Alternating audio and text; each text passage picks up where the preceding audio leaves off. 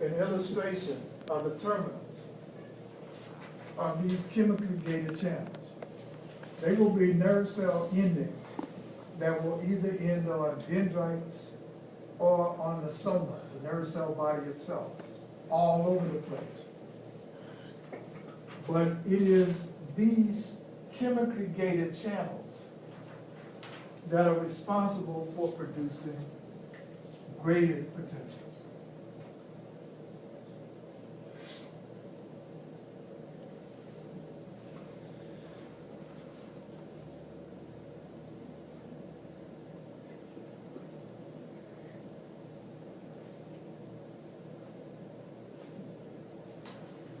And so, by themselves, a presynaptic neuron isn't strong enough to produce an action potential at the beginning of an axon. It takes the added effect of many presynaptic neurons to cause an action potential to be created. Once you create the first action potential at the beginning of an axon, then the electrical changes that happen cause that spread of action potentials to spread down the axon all the way to the tip. Okay, but the big thing is to create the first action potential. Okay, so think of it this way. The way that this membrane is set up, imagine that you have dominoes set up in the membrane. Okay? You can tip over all of these dominoes if you can tip over the very first one. Okay? What's trying to tip over the first domino, create the first action potential? Well, all of these presynaptic neurons. Okay? There are two ways that they're going to add their actions together to try to create the first action potential.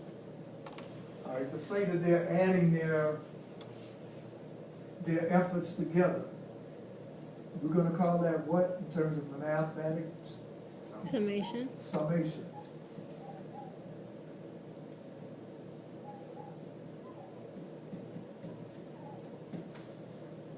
Okay? And so there are two types of added effects. One type is called spatial.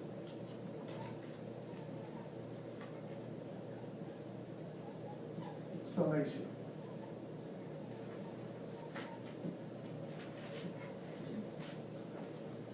All right, in spatial summation, you have many excitatory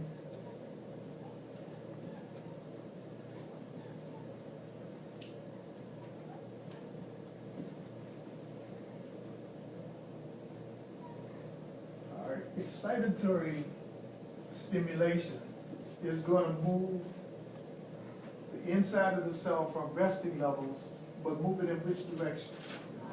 It's going to move it up. And when we move it up, are we becoming more or less negative? When we go up this way, we're becoming what? Less negative. Also to say the same thing, more positive. Okay, so any excitatory impulse will create a positive change. Okay? So many excitatory, so we're going to assign a positive change in the voltage to excitatory presynaptic neurons. And inhibitory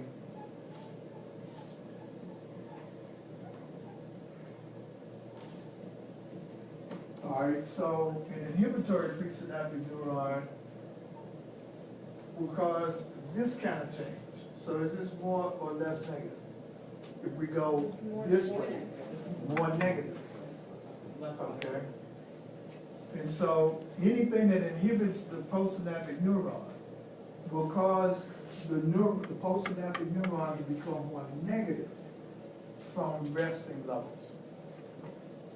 Okay? So there's a piece in your homework that talks about the combined effects, the added summation of excitatory and inhibitory neurons. Okay. okay, and with this knowledge, and a little multiplication, you know, you can figure this out. Okay, so, so in spatial summation, many excitatory and inhibitory presynaptic neurons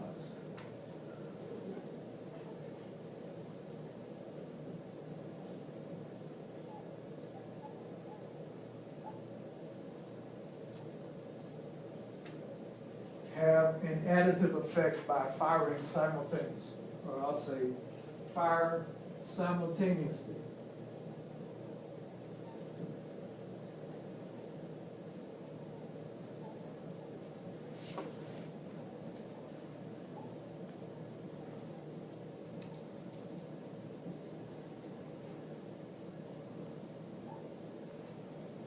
To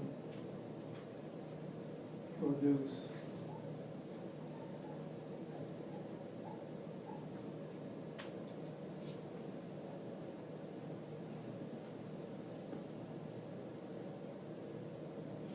an effect on the postsynaptic neuron.